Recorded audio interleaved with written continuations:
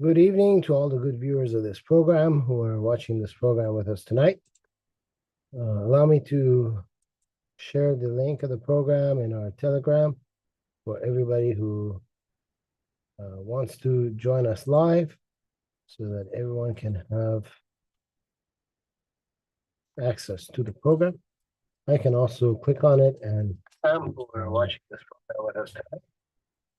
Allow me to, well, at least we know that the microphone is working. Because in between our programs, microphone again was acting up. We had to restart everything and fix everything, make sure that everything's in good working condition. So now we are good. We're ready to go.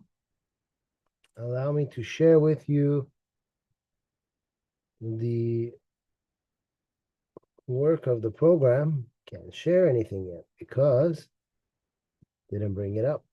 Let me bring it up first. Few unnecessary delays.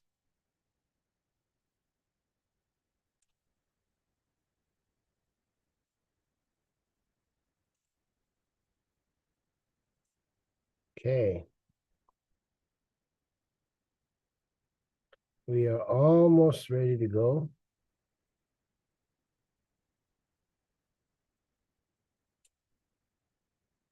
Okay. Let's try this for a second time. Let me share with you the screen of the material that we're going to be covering. As you remember last week when we were talking about it in part 21, finally Musa al-Kazim was summoned. He was asked questions while he sat down on that supposed flying carpet of all. He sat there and he had to answer some questions regarding the crimes that he's committed, and he was sentenced. Obviously, the mullahs, when they write their books, they don't want to admit that part, so they try to change the scenario as best they can, but we already caught them in their lies. So following up, this is what happened next. So Harun al-Rashid is promising Abul Hassan that he's going to pay the debts for him. And at that point in time, Harun rose to honor him, kissing him on his forehead. Then he turned to his children. Harun turned to his own children and said, "Go before your uncle and your master and take the stirrups, arrange his clothes, accompany him to this house." And they set out to serve the Imam. Supposedly. But in reality, none of this makes any sense, because if Harun turned to his kids and said, "Go to your uncle and master," then by saying he is your master, that means that Harun is giving up his own position and the position of his father, which would be the grandfather to his own kids, because he is part of the Abbasid Khilafat, the Abbasid dynasty that is in charge. And Rashid, Harun al-Rashid, is number 2 in charge after his father, which means the only person that can be a master to Harun's kids are himself and his father, who is the king. For example, Muhammad bin Salman, you all know him as MBS, right? MBS is the crown prince of Saudi Arabia. The only person in the country who is more powerful than him is his father, the king. Now, if MBS, the crown prince of Saudi Arabia, grabbed his kids by the hand and said to them, "Go to this other guy over here who is not MBS's father," and says to his kids, "Serve your master," that means MBS is giving up his crown and he's putting it on that other guy. And no king or prince will ever do that. Because when you say that, that's it, you're finished. You've transferred your title to that new person, and that new person is now the new person in charge. So there's no way that Harun al-Rashid, the prince of his time, is going to do that. Which means this is a lie. History has proven to us that Harun al-Rashid later became the Khalif, the king of the place. So therefore, he never gave his title to anybody else. Mullahs are lying again. They're teaching a lie. Also, why would his kids go and serve a criminal? That's not the true story. What is the real story? He told his kids, go ahead and grab the horse.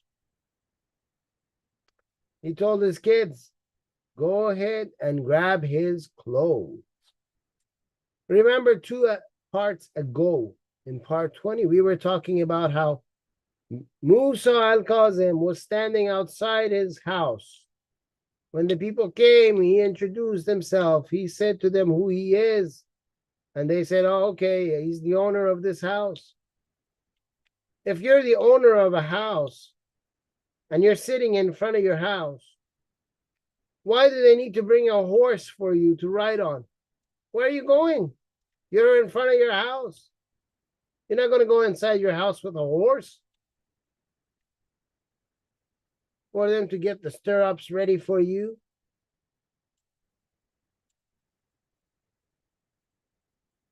And why are these people who are distant cousins now, who are meeting this guy for the first time, going to go arrange his clothes?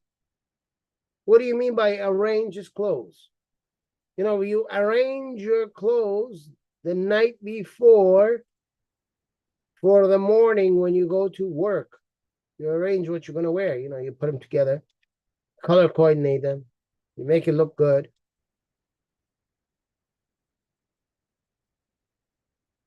What are they arranging his clothes for? Someone who's not close to you, you wouldn't let them into your closet. Oh yeah, just go right ahead. Anyone can walk in off the street. They don't even know you. You just had to introduce yourself to them. And then you're gonna tell them, okay, go ahead and go inside my closet. Have your way with my clothes.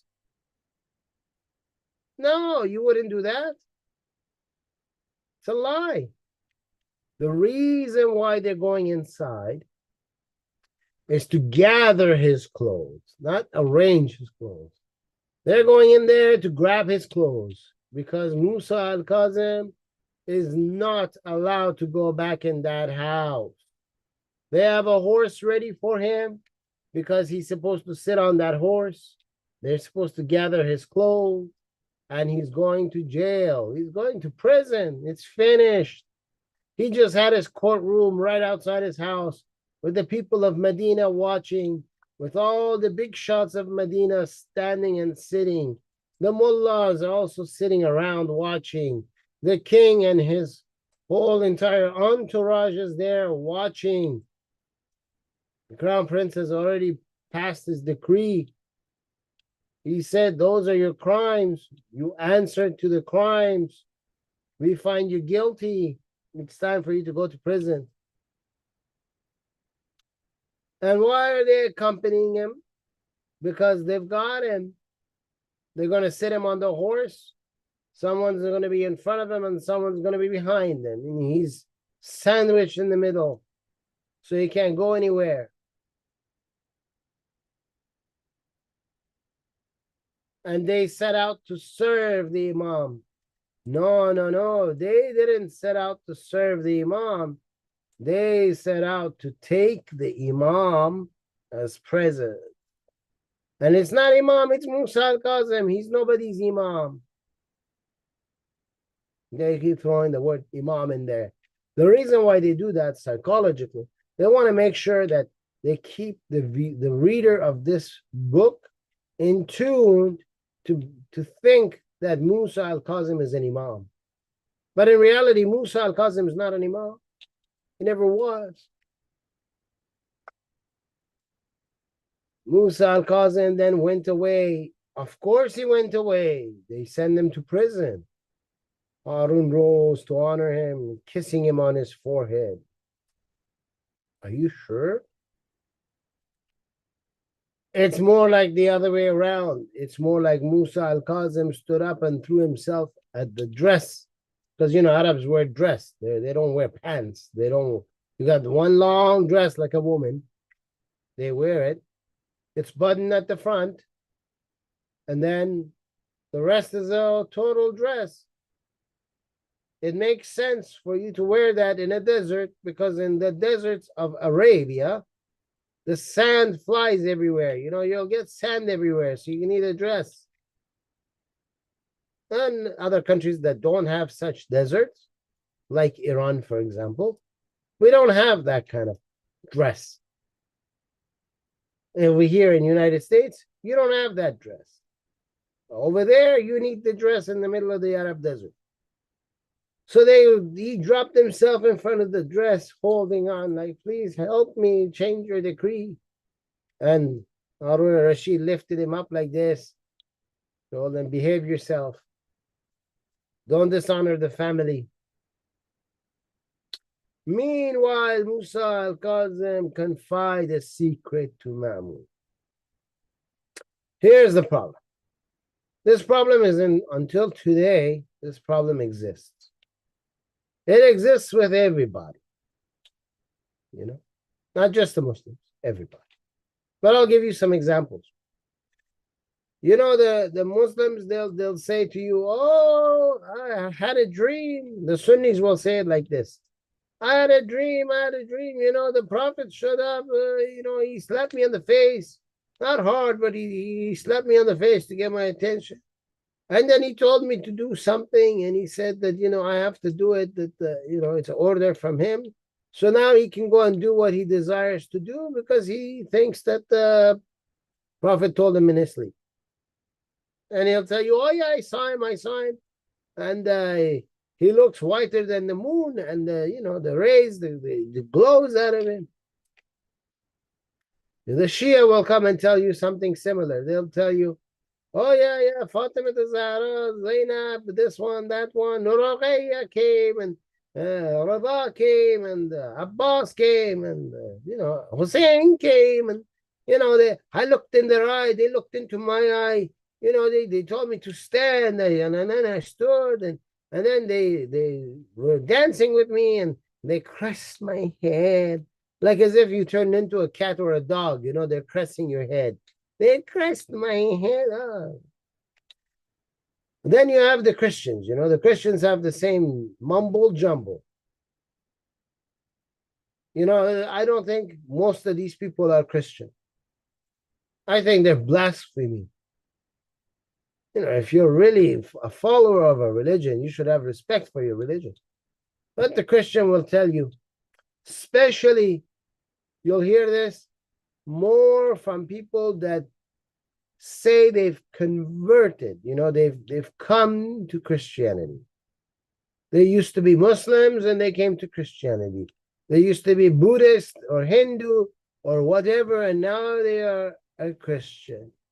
And you wouldn't believe, every single one of them has the same story. Oh, I saw Jesus.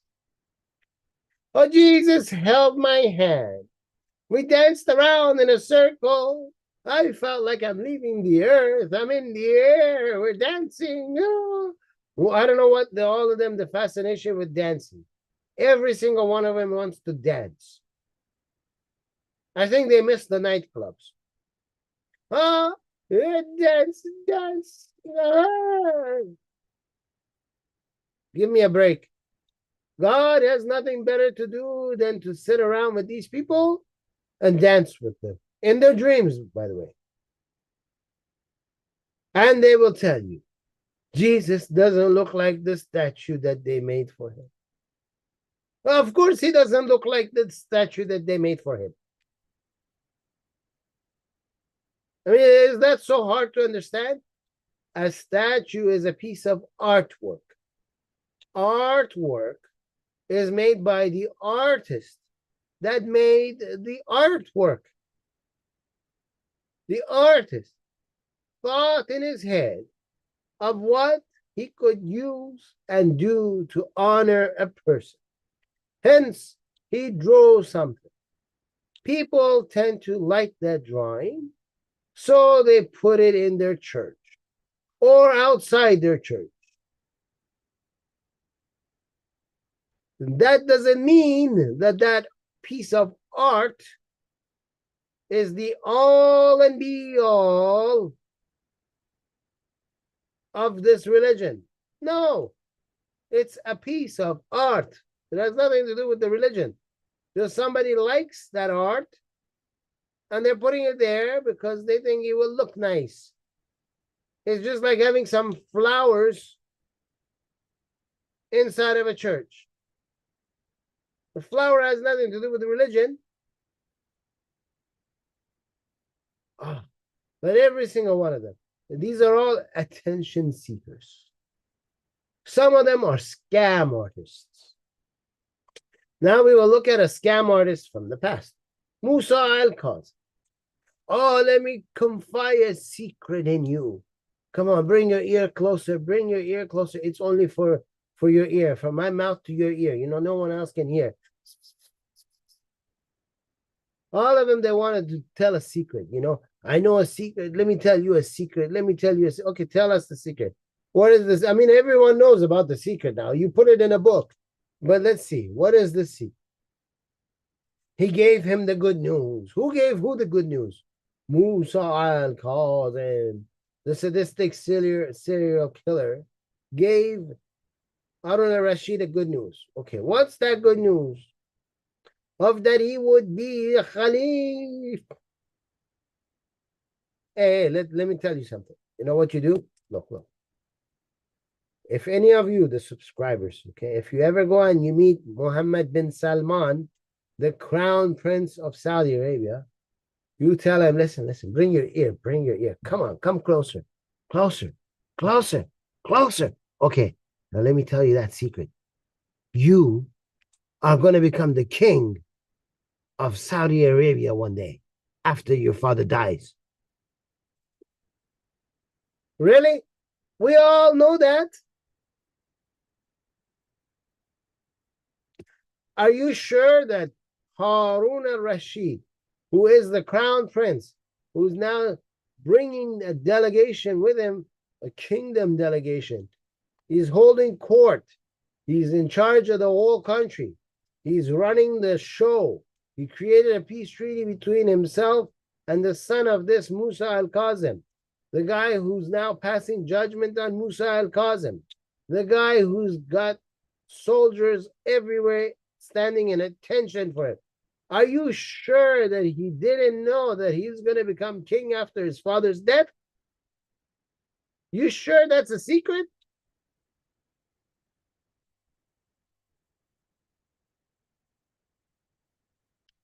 He asked him to be kind to his children.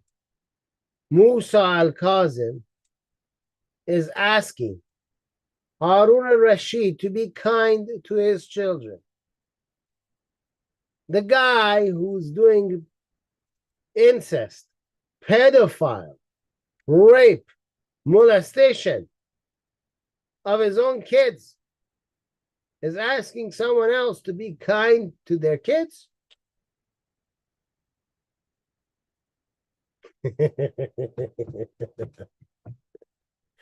I don't think these mullahs think before they write, but they don't need to think. You see, here's the big problem.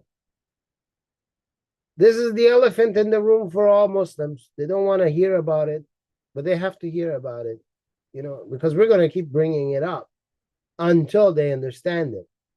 You see, there's a problem. In Islam, you are told not to ask questions. It goes for both the Shia and the Sunni. You're not supposed to ask questions. Number two, when you read something, you are not supposed to use your brain. You're not supposed to think about what you wrote. You know, like if you read something, the normal process after reading is for a person to think about what they read. And then after they thought about it, they try to implement what they read. You know, they try to use it going forward because you're supposedly getting knowledge from what you read, unless you're reading some fiction. But in Islam, you cannot think about what you read, because the Prophet has said, if you do that, you will be going out of Islam. Why he said that? Because he knew that what he says cannot be for people with a brain. They would leave it. So he has to keep you without a brain, which means the first title you get, like in the army, you know, the generals have all these little medals. The first medal that you get on your shirt when you become a Muslim is to be stupid. You have to be stupid. You cannot be smart. You have to be stupid. You have to not know anything. And the second title you get is to not be able to understand anything. You have to be in the position of you don't know and you don't understand. Meaning if you read, you still don't understand. Meaning if you're told, you still don't understand. Those are your top titles in Islam. Mullahs know this. So mullahs expect that based on you not knowing and not understanding, they can write anything and you will never think about what you read. So you will never understand the truth. You will just continue to go along like sheep, and they don't have to worry about making sure that what they wrote is something that they should worry about, because you're never going to think of it. You're just going to read it for the sake of reading. You'll never question it. You'll never ask, well, how come? You'll never ask. 1,400 years ago, there was no Iraq. How could there be a governor over Iraq?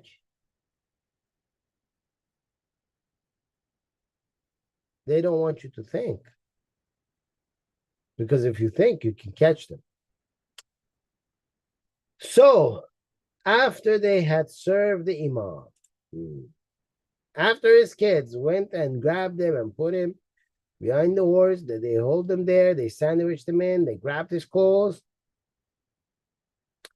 and accompanied him to his house. Well, how can they accompany him to his house when they were outside his house already?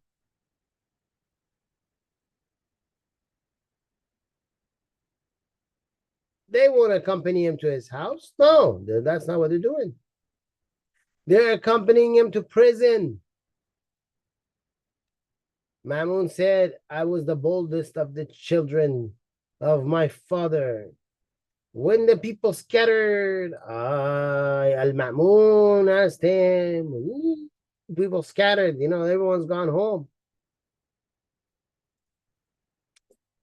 Oh, Commander of the Faithful, you magnified, rose for him from your gathering, received him, seated him in front of the gathering, sat down behind him, and you ordered us to take the stirrup on his behalf. Who was that man? They don't know the man? I mean, they just all sat in front of Musa al-Kazim. The guy talked to them. They questioned him. He answered questions. He told them who he is, who his father is, who his father's father is, who his father's father's father's father's father's father's father is. He explained all of that. Then he decided to say that we're all one big family from Muhammad, you know, Ghatam, the human feces. We're all family of the same one guy. you know, your father Abbas, his whole brother was, you know, father of Muhammad and also father of Ali Abu Talib. And, you know, he told we are all the three brothers from the same family, you know, we're the same guy. And Allah loves the fact that you're going to give me some money and you're going to pay off my debts. And remember, he wrote all that. And now they don't know who he is. Are you sure they don't know who he is? I mean, they just heard all of that. They were outside his house. And now Mullah also forgot that they were outside his house. He thinks they were somewhere else. They're coming to the house. He forgot about the flying carpet that was sitting outside of the house. And he forgot that they met him outside his house and he had to introduce himself and tell them who he is and who his family tribe is. And that this is his house. Now they need a horse to take him to the house.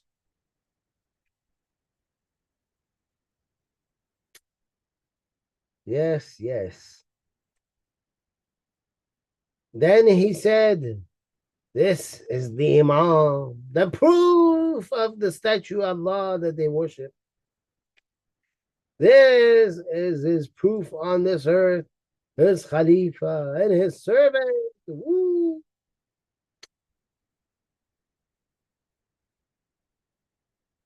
Oh, Commander of the Faithful, do these qualities not belong to you? In reality, it's the other way around. Musa al-Kazim, as people are running away and going home because everything's over, judgment has been passed, he's going to prison, he's already on the horse, they're already riding away. The only people that are with him now are Harun al-Rashid and his entourage because they're going back with him. And now he's telling them that you are the Khalif, not the other way around. Musa, is calling Harun al-Rashid, oh, commander of the faith. But mullahs will twist it and write it the other way around.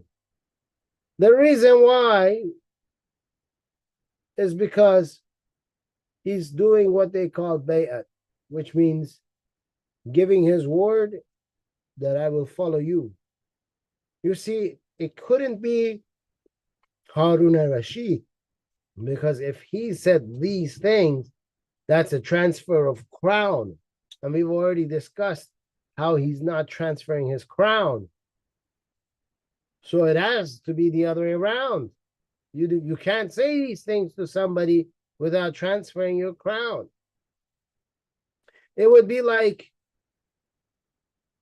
if a policeman went inside the police station, went in front of the chief of police, and the chief of police, when he saw this normal, low-level policeman just come in, stood up, took off his hat,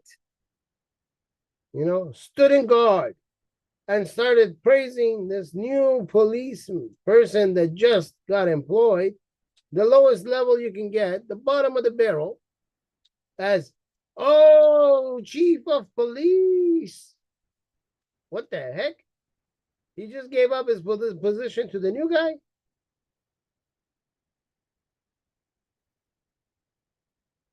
That would never happen. So here, Musa al-Kazim, he's thinking in his head. He's thinking, what can I do? How can I lower my punishment? How can I survive not being put to death or being thrown in the depths of the ground, the earth, in a dark place where no one can visit me ever again? He's thinking. And he came up with the idea, in his mind, I brought an army to fight this guy. Obviously, the army lost, so I don't have an army. So what I can do is I can give him my word that now I will follow him as my Khalif. And maybe if I say I'm his follower now, Maybe I can get some brownie points. Maybe he'll have some, mercy on me and not give me a severe punishment. Maybe I can one day walk out of a prison. So because of that, he's calling him, oh, commander of the faith. Oh, don't these attributes belong to you? Of course, Mullah twists it around. But in reality, this is what's going on. But according to the story that the mullahs want to tell, Harun al-Rashid is telling the people, the same people that already dispersed. I mean, there's no one there. So he's telling nobody. He's telling little Jimmy that doesn't exist. Am I outwardly the imam of the masses by force? I mean, I forced all of you to believe in me, which is fake, because the people joined him to take out the Bani Umayyad dynasty and put the Banu Abbas in as the new dynasty, as the new caliphs. So the people didn't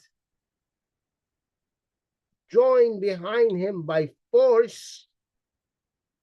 Rather, they joined behind him by choice.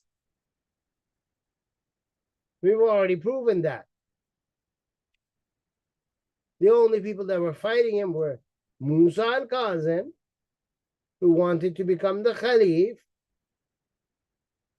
the Iranian people who wanted to reclaim Iran and kick out the Arabs.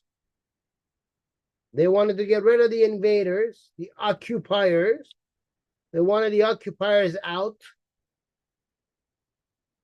They saw all of these Arabs as the occupiers. Musa al-Kazim and the rest, all of them were occupiers. Musa didn't have a problem occupying Iran. He wanted to be the Khalif. He wanted to be in the position of kingdom. He wanted to be the occupier, not be part of the nation that occupies. He wanted to be the actual occupier of the Iranian lands. So which Arab was there to fight him? Which Arab was there that Harun al-Rashid had to twist his arm to make him follow him? None.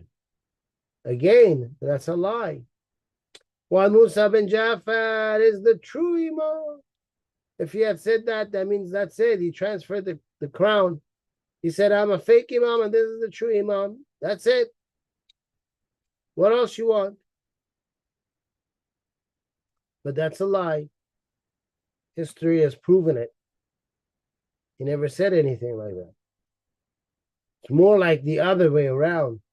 Musa al-Kazim is yelling at the top of his lungs so that someone can be a witness of him. I pretended to be the Imam. Harun al-Rashid is the Imam. Somebody hear me. Somebody save me. That's what he's thinking. Haven't you seen it?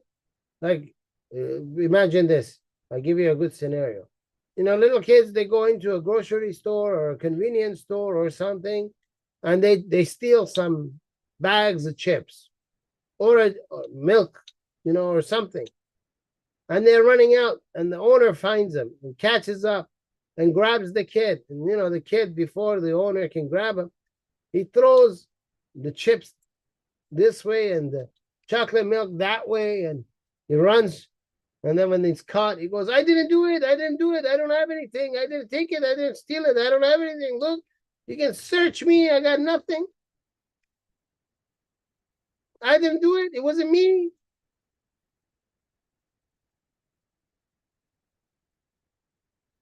Same thing here. Musa al-Kazim is like, I didn't do it. I'm not the Imam. You're the Imam. I'm not the Khalif. You're the Khalif. You're the guy. You have a higher rank than me. You're the real one. I was the pretender. You're the real one. I agree. He's trying to do everything he can to drop some of the charges.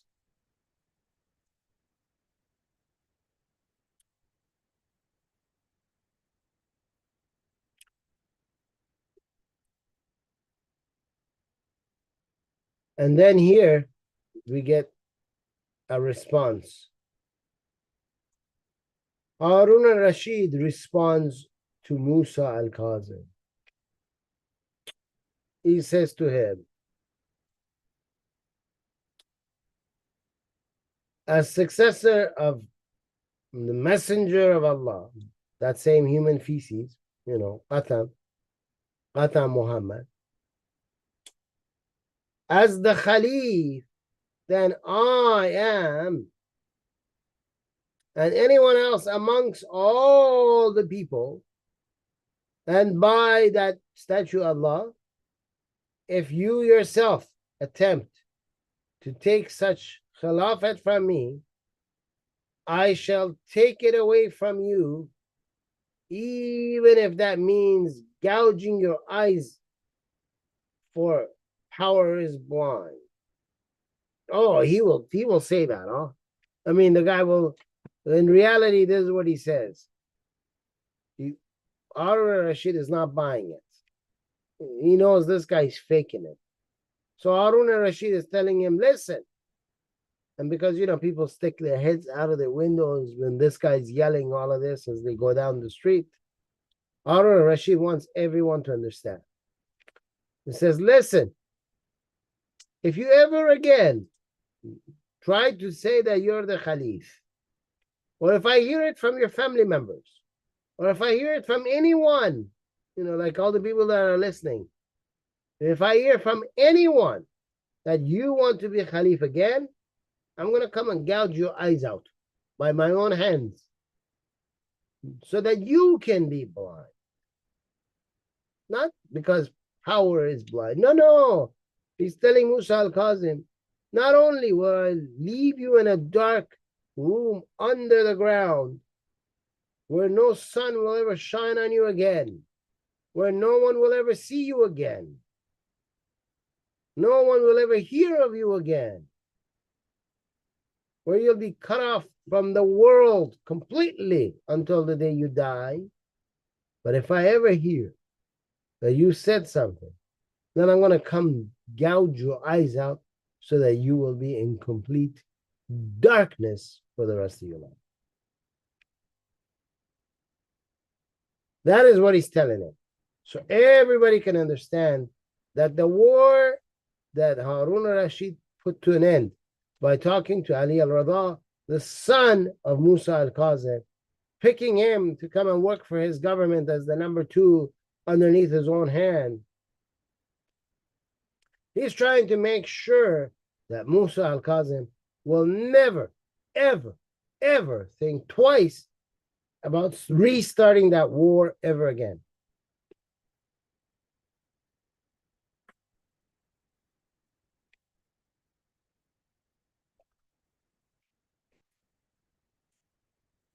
Harun remained in Yathrib.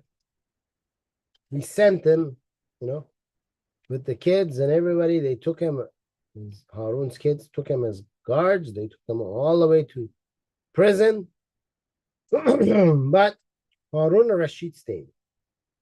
He stayed in Yathrib for many days. During that time when he stayed, he took care of all the promises that he made, paying back the debts of the people that Musa al-Kazim had taken debts from, finding out what pieces of these lands really belong to his family and what belong to others, finding out how many people he's been abusing, raping, molesting, forcing into slavery.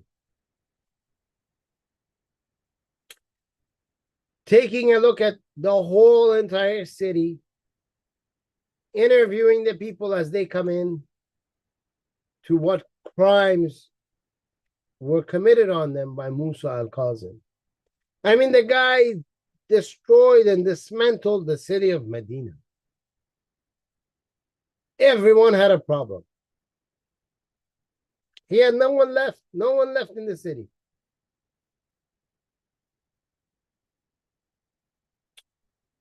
He ordered a little amount of money to be given to Musa al-Kazim's family for the amount of 200 dinars. That was money he gave them so that at least they have something to eat with. 200 dinars was a lot of money for one family.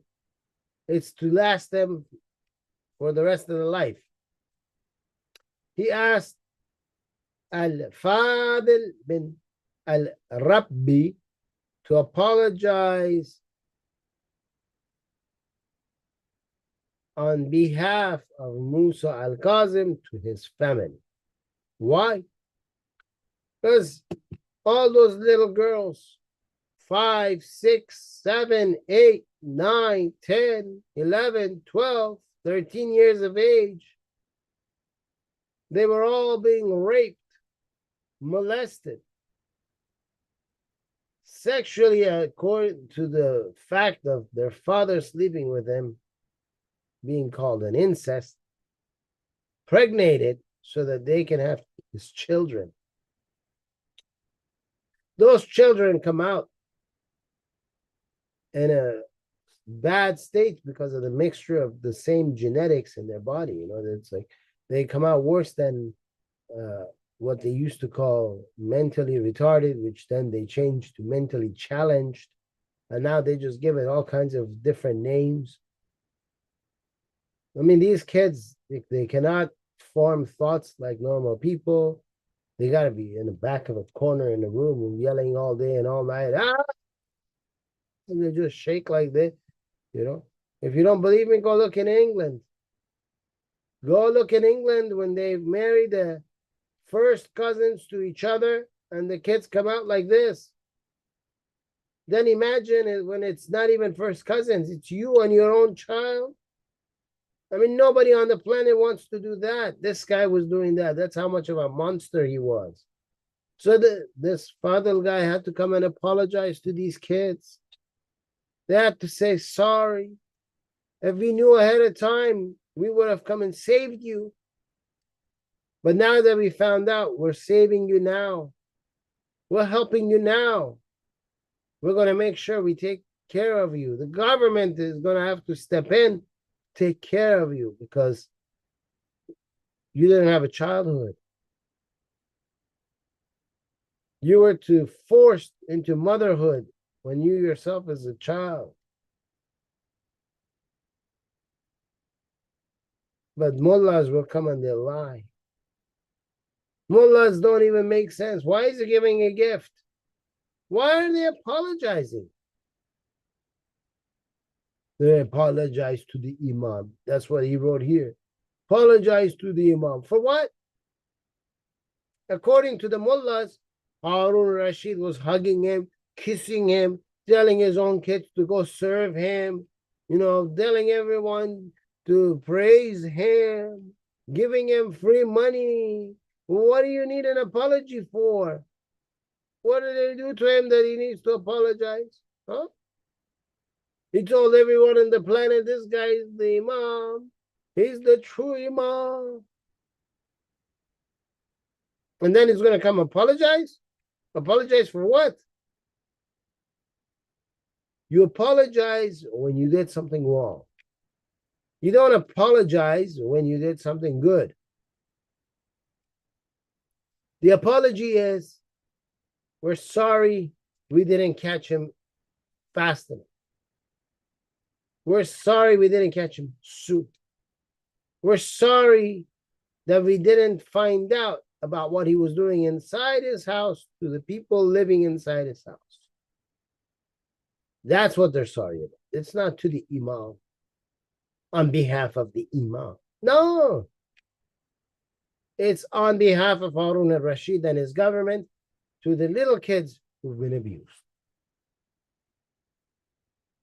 Al-Ma'mun was astonished at the little gift his father gave to the imam.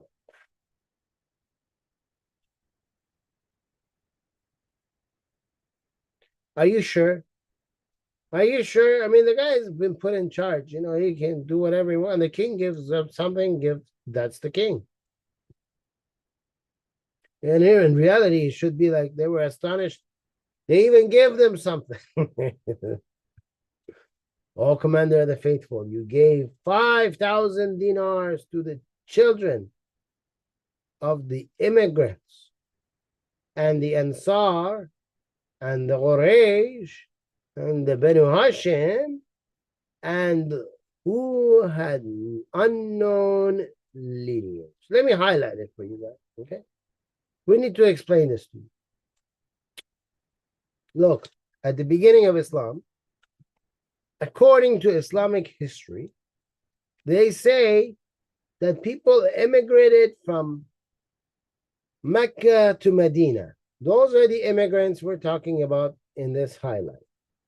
The people of Medina are known as the Ansar. Those are the Ansar. Then we have the Quraysh. The Quraysh is the tribe that Muhammad Qatam came out of.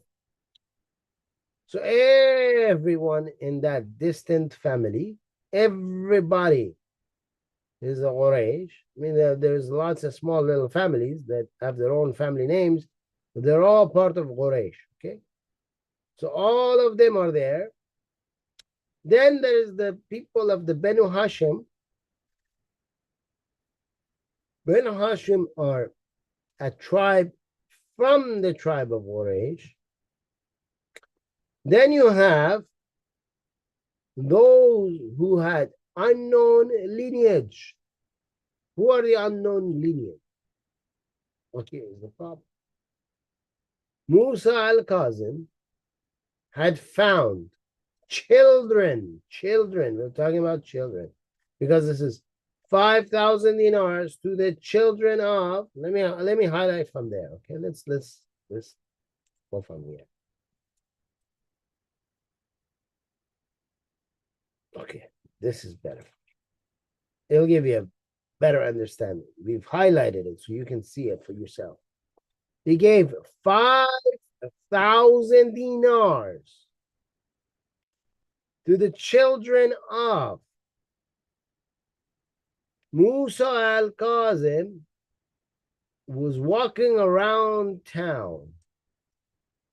When the kids are outside playing, he would look at them like a predator.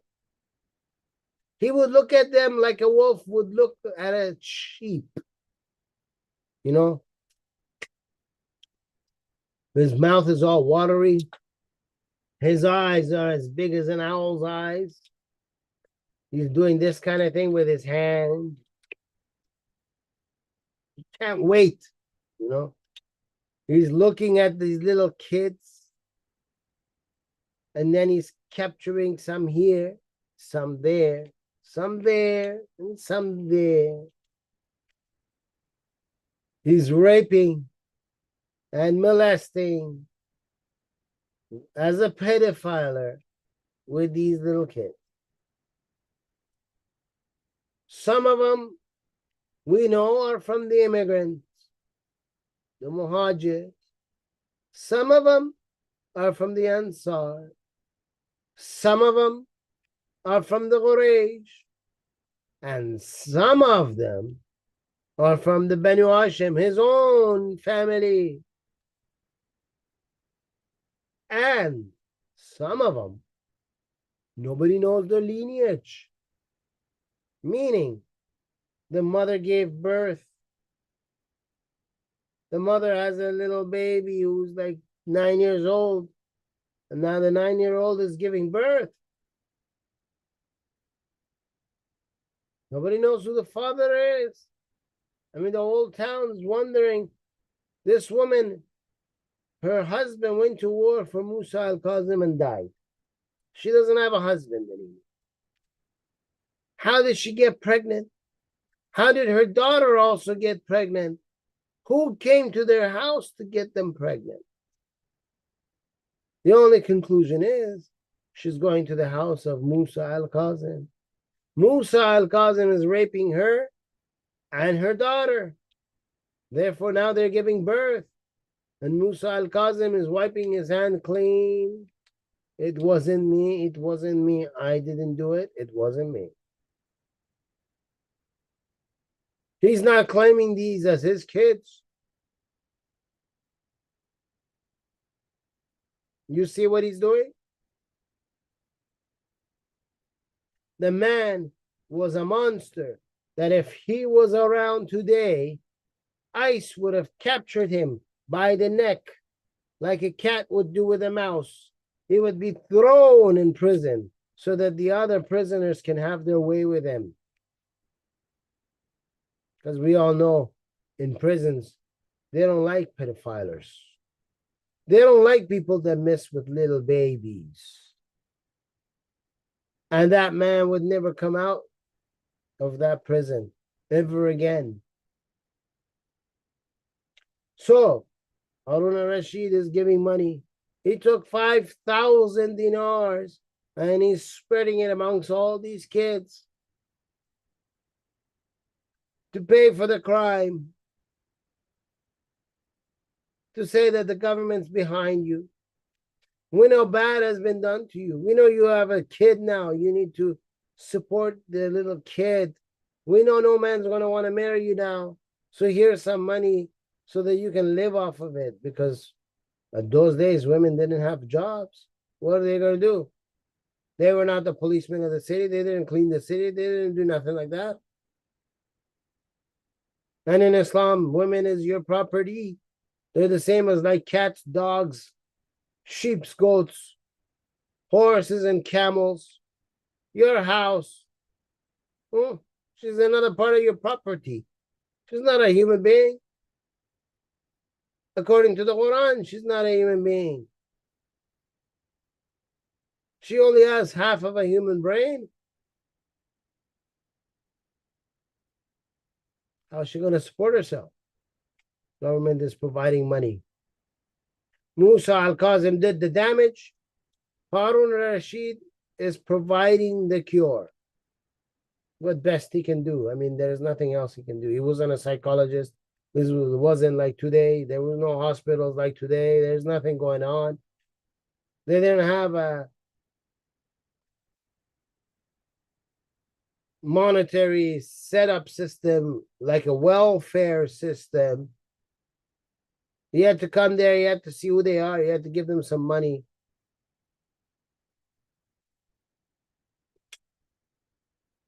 You gave 200 dinars to Musa bin Jafar's family, and you gave 5,000 to the others. Well, because he went over the whole city. What do you want him to do? Give the same amount to the house of and the children of Musa that he would give to everybody else in the city? I mean, this guy, he was hard all the time, and he was running after kids day in and day out, at nighttime and daytime, in the afternoon, under the tree, over the cloud. You name it, this guy was just at it.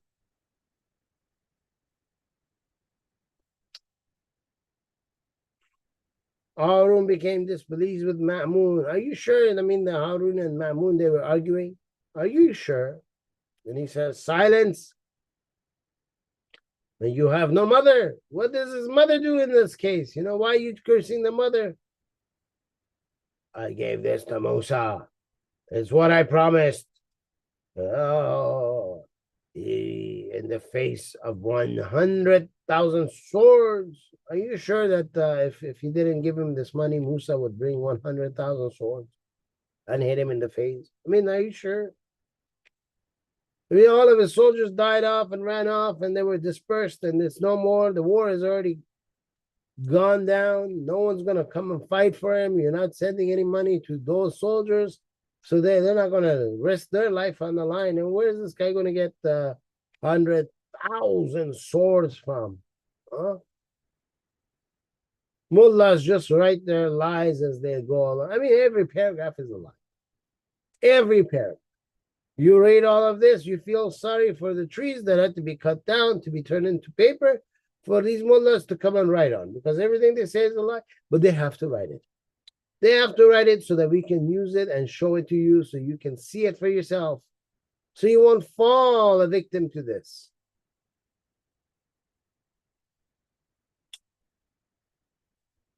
ladies and gentlemen, this is where we ended the program for the Persian community. So this is where we are going to end that program for the English community so that we can restart again at the same place. If you see our program and you like our program, remember to click the subscribe button. By subscribing to our program, you're doing a huge help in the path of waking more people up so that more people can find out about what a lie this religion is, not fall for it. So help us out. Come and join us. I have to congratulate both the Persian and the English community. Last month, we had 20 new subscribers. That was great for our channel. Normally, we don't have such high numbers, but we had 20 new subscribers. So I thank all of you who subscribed. You see the way our program goes? Let me explain how this hierarchy goes. It is true that I'm here speaking to you, but we work as a team. Imagine it like a soccer team, football team. When I come and I speak and I bring the knowledge to you, it's like I pass that ball to you. Now the ball's at your feet. It's up to you if you want to pass it or if you want to score with it. You see, when you subscribe to this channel, it might be just a 1 second button that you pressed, but that is going to help make sure that the bots in YouTube push the algorithm so that our program could be advertised by YouTube to other people who've never seen our program, who also watch other programs that you watch on YouTube, other channels. Somebody who's watching another channel that you also watch will get in their feed this channel. And they will say to him, others like you who enjoy that other channel also like this channel. So that the person can have the opportunity of possibly clicking on our program. If they do, we get another viewer who we can enlighten on this topic. Not too many people talk about this on YouTube. I haven't found anyone that does it. I found a lot of people that talk about Sunnis, but I haven't seen anyone else who talks about Shia, especially in two languages, Persian and English. And we know most of the Shias are Persian. So we're taking down the biggest group. You see, by doing this, we need to waken up the Muslims out of this lie that they've been living so that they can come out. The sooner they come out of the Islam, the sooner countries that commit genocide on their own people and commit genocide on Christians can be put an end to. We can wake the people up so that they can leave that religion, so those governments that are dictatorships, that are terrorists, can meet their end in a very short time. If they don't have the resource of the people, they cannot survive. So for that, I'd like to encourage you to click on the subscribe button, share this program out, ask those that you share it out to also subscribe, like the program after it's done, and leave a comment in the comments after the program's over. Until our next program, I leave you all in the hands of Jesus.